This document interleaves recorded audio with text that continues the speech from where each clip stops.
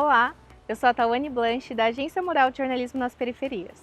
O Instituto Água e Saneamento, IAS, me convidou para apresentar a 5ª temporada da websérie Saneamento Tem Solução, uma série que mostra que é possível levar saneamento para todas as pessoas, em todos os lugares. Neste episódio, a gente vai até o Complexo da Maré, no Rio de Janeiro, conhecer uma história poderosa de mobilização e conquista de direitos. Por décadas, os moradores da Maré convivem com falta de esgoto, drenagem e infraestrutura básica, lidando com alagamentos, doenças e descaso do poder público. Mas a comunidade decidiu agir. Com o apoio da Redes da Maré e de outras organizações locais, lideranças e moradores se articularam, reuniram dados, elaboraram denúncias e levaram o caso à justiça. O resultado foi histórico. Uma decisão judicial obrigando o Estado e o município do Rio de Janeiro a implementarem saneamento básico na Maré, reconhecendo o acesso à água e ao esgotamento sanitário como um direito humano fundamental. Mais do que uma vitória jurídica, essa conquista representa o poder da mobilização popular e o fortalecimento da sociedade civil em defesa da dignidade e da vida.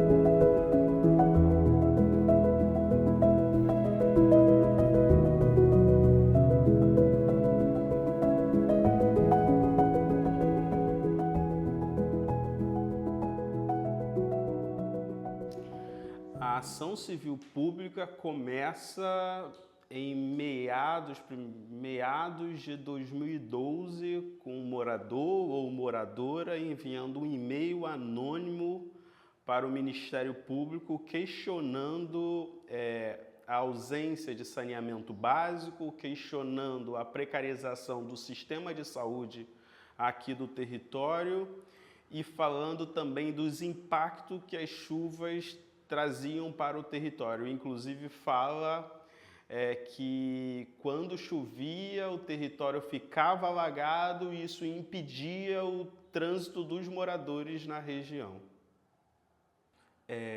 O objeto da denúncia é saneamento, mas ele vai sendo reduzido, né? O morador ou a moradora, inicialmente, ele denuncia a precariedade não só do saneamento, mas do sistema de saúde aqui do território de Nova Holanda.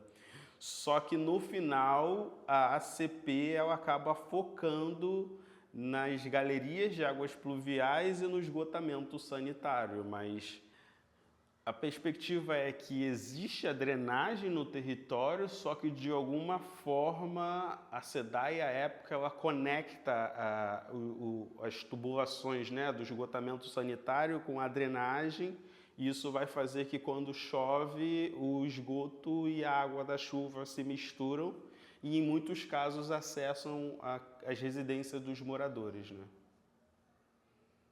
É difícil imaginar o Ministério Público acolhendo essa denúncia, levando em consideração que, pensando a partir de territórios periféricos e favelados, o Ministério Público está muito mais voltado, ele aparece muito, se materializa a partir da temática de segurança pública. Então, vê-lo atuar nessa frente de meio ambiente é algo relativamente novo, né? A Redes da Maré é provocada em 2022, se eu não me engano, no segundo semestre de 2022. O perito judicial responsável para responder os quesitos levantados, tanto pelo Ministério Público quanto pelos réus, ele vem até o território, explica o que estava acontecendo e a partir daí a gente acompanha no processo de articulação e entende que poderia dar subsídios com todo o histórico de levantamentos de dados junto ao juízo, ajudando no convencimento e também no fortalecimento de um debate que é tão caro para a gente. Entendendo toda essa dinâmica, procuramos mobilizar inicialmente os tecedores, que são as pessoas que atuam na Redes da Maré, e em um segundo momento, por meio de um jornal comunitário chamado Maré de Notícias, fizemos uma publicação sobre o saneamento básico e fomos até as ruas entregarem o jornal e, ao mesmo tempo, conscientizar os moradores sobre o que estava acontecendo e como estava acontecendo, né? Preparando-os para a vinda dos peritos para que os próprios moradores tivessem condições de influenciarem por meio do seu próprio histórico, né?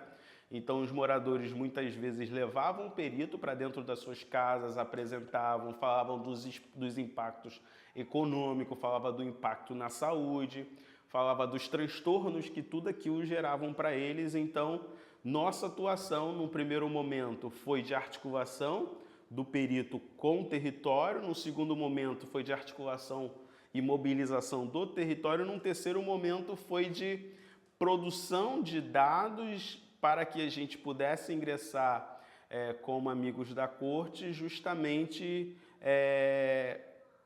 apresentando todo esse histórico, né, do território frente a essa temática. Olhando os argumentos dos réus, em algum momento eles procuram responsabilizar os moradores. Só que beira a esquizofrenia, né? Quando eles procuram responsabilizar os moradores, entendendo que foi o próprio Estado que removeu esses moradores, muitos deles da favela do Esqueleto, e os estabeleceu aqui de forma provisória e depois os vulnerabiliza ao longo do tempo. Então, chega a ser cínico. Falam que esses moradores eles invadiram o espaço, estavam ferindo o código urbanístico e o código paisagístico. Se for analisar ao longo do tempo, desde a década de 30, quando o Rio de Janeiro ele passa por um processo de reforma, esses argumentos eles são utilizados, porém eles vão sendo modificados, né? Então a favela sempre foi vista como um espaço que enfeia a cidade. É o espaço que enfeia a cidade para o turista ver. Então, necessariamente, sempre foi removida e escondida. Só que em um dado momento, essa remoção ela teve que parar porque não tinha mais espaço para jogar essa carne preta pobre e favelada. Então, quando se utiliza essa justificativa, por si só, para mim, o poder público ele deveria, inclusive, ele estava reconhecendo esse racismo que estava sendo implementado, né? Então, essas pessoas elas não vieram para cá espontaneamente e passaram a habitar aqui. Essas pessoas tinham casa, essas pessoas elas tinham uma inserção social e cultural, essas crianças elas estudavam no espaço, essas crianças elas eram atendidas por alguma clínica da família ou por algum sistema de saúde, e do dia para a noite eles são obrigados a estudar em outro espaço, são obrigados a ter um lazer em outro espaço, só que sempre com atuação estatal. Então nada foi espontâneo, não foi uma invasão propriamente dita. Então beira o cinismo e é uma falta de entendimento da história e do próprio poder público, né? Porque a gente está falando de 60 anos. Eu acho que a Maré ela tem um diferencial muito grande de luta. Então, após essas lideranças, as associações tiveram grande força na favela, mas aí ela vai se distanciando um pouco. Então, surgem outros movimentos populares, hoje a gente vive muito o papel dos coletivos, das ONGs. Então, um dos movimentos foi a carta, né? Foi um encontro de saneamento, foram 4 encontros de saneamento na Maré. A Rede da Maré, como outras instituições de favela, trabalha os dados. Então, a gente precisa ter dados para poder ir ao poder público e às empresas dizer o que está errado. Mas quando você tem dados comprovados ali, você entrevista o morador, você vê o resultado do censo Maré que a gente usa até hoje. Então, você pode comprovar que algo está errado. Entendeu? Então, isso é muito importante. É uma pena que a palavra do favelado não seja ouvida. A Redes da Maré é uma organização da sociedade civil de base comunitária. Nasce a partir da década de 80 na luta por direito à moradia. Se formaliza em 2007. Hoje atuamos a partir de 5 frentes temáticas. que vão tratar sobre direitos fundamentais, educação, saúde, arte, cultura, memória e identidade, segurança pública e o eixo direitos urbanos e socioambientais, do qual eu estou coordenando. A maré, ela cresce verticalmente. O que acontece? As casas, tanto a parte que foi construída, a gente divide em 2 pontos.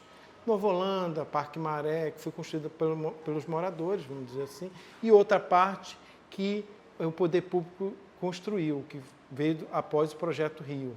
Então, todas as 2 áreas, ela foi feita primeiro andar, uma família com 4 pessoas.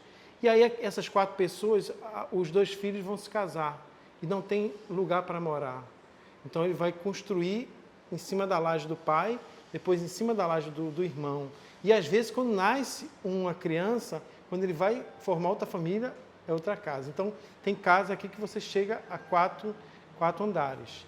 Então, e isso prejudica muito o esgoto. É pensar que, como está o esgoto hoje, que foi construído há anos atrás.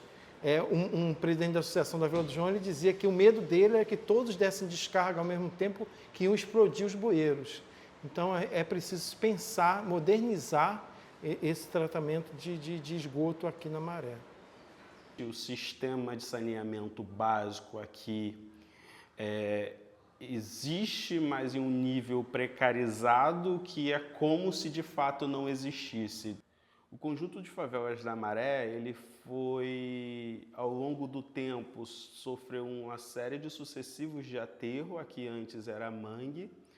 Então, isso de alguma forma faz com que a infraestrutura do território frente a um sistema de baixada fique precarizado, por exemplo, na variação das marés. Então, quando a maré ela sobe, há muitos relatos de moradores, inclusive eu, na minha primeira casa aqui, tínhamos um retorno de esgoto para dentro da casa, né? Então, volta para essa questão da conexão entre essas 2 galerias, né, de esgotamento sanitário e de águas pluviais. A Nova Holanda, ela existe desde a década de 60, a partir de um processo remocionista promovido pelo Estado da Guanabara. Inicialmente, esse território é pensado para ser um centro de habitação provisória, que se torna definitivo diante da ausência de políticas habitacionais a serem promovidas pelo poder público. O sistema de saneamento básico aqui existe, mas em um nível precarizado, que é como se de fato não existisse. Então, dentro de um contexto de mudanças climáticas, a gente vê que à medida que há um contingenciamento de chuvas, o território ele fica inundado, ele fica vulnerabilizado.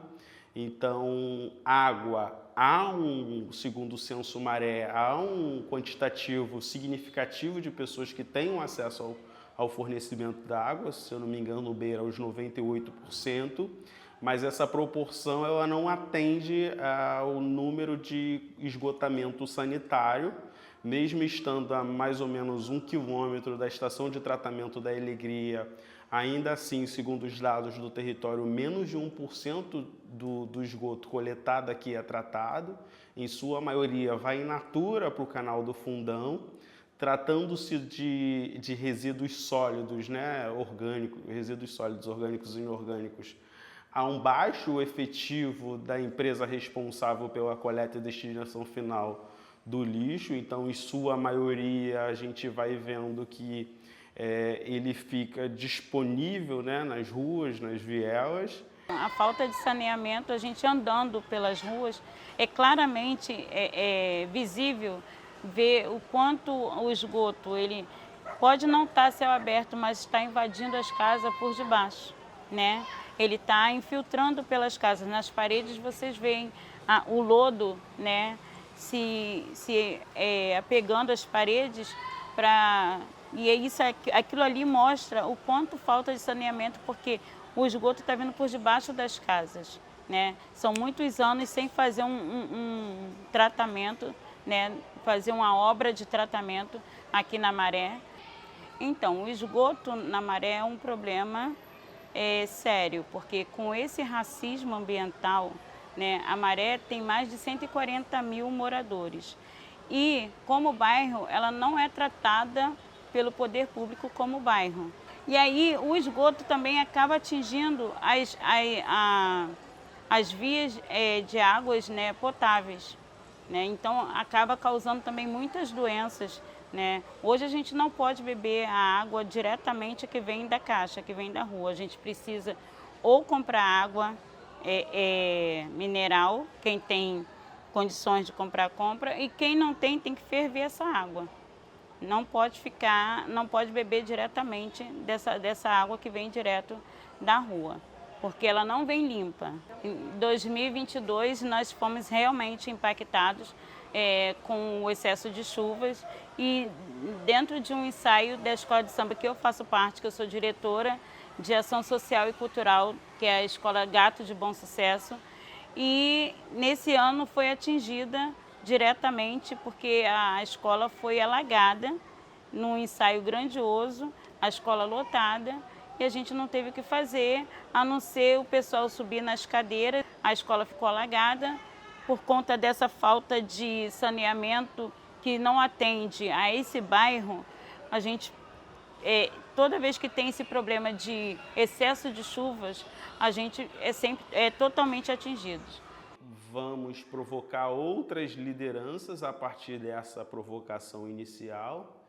Então, apresentamos o caso aos presidentes de associações de moradores do território, principalmente de Nova Holanda, e também fomos apresentar as outras organizações do território, entendendo que cada uma delas que compõem o território é atravessada de alguma forma dentro dessa temática, e isso inclusive veio fortalecer essa ação, né? Porque não era só a Redes, embora a Redes fosse oficialmente Amigos da Corte, mas existia um coletivo de organizações e de lideranças ajudando a pautar e ajudando também nesse fortalecimento de mobilização comunitária.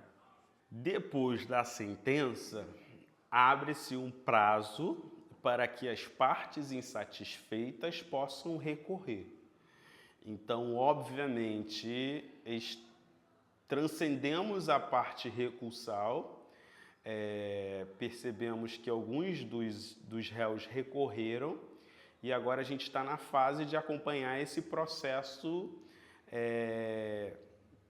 de insatisfação desses réus e, obviamente, vamos acompanhar e buscar dados para que possa qualificar ainda mais essa atuação para essa outra esfera, né? Porque no primeiro momento foi uma juíza que decidiu e agora, nesse momento, a partir em que esses réus recorrem, vai para uma segunda instância na qual haverá um colegiado e, se for necessário, levaremos a Maré novamente para esse outro colegiado para que possamos ajudar nessa construção de uma decisão plena que possa estabelecer esse saneamento básico no território de Nova Holanda e, quem sabe, ampliar isso para outros territórios.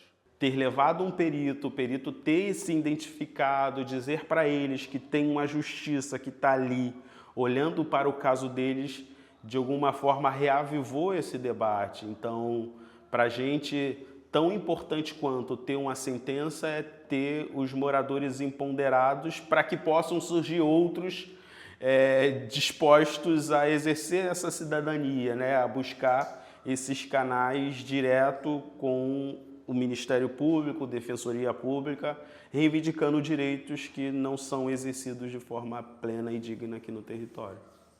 Não só na minha vida, mas da minha família, mas de todos que moram aqui, né, no conjunto de favelas da Maré. Porque desde o momento que eles tratem com seriedade esse saneamento, e esse saneamento possa atender, de fato, os moradores, a gente vai poder viver com qualidade, um pouco mais de qualidade. Porque quando não há esse tratamento, acaba atingindo a saúde dos moradores. Desistir é deixar de querer morar nesse território. Então, se eu penso em morar permanentemente nesse território, eu tenho que pensar também permanentemente de como a gente reflete o nosso bem viver, reflete as nossas reivindicações, sobretudo a partir dos entes federativos. E nesse momento, quem melhor estava discutindo o estabelecimento de uma infraestrutura que possa gerar a nossa permanência para longo do tempo é essa ação civil pública. Então é nela que nós conjugamos todos os nossos esforços e nossos interesses. Então a gente tem que mostrar ao jovem para que ele não fique de braços cruzados e que lute.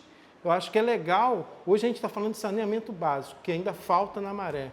Pô, é tão legal que minha filha possa, lá no futuro, não precisar falar mais disso. É o que eu espero, entendeu? Mas se ela precisar falar, que ela tenha forças de lutar para que o filho dela ou a filha dela também não precise falar de saneamento básico.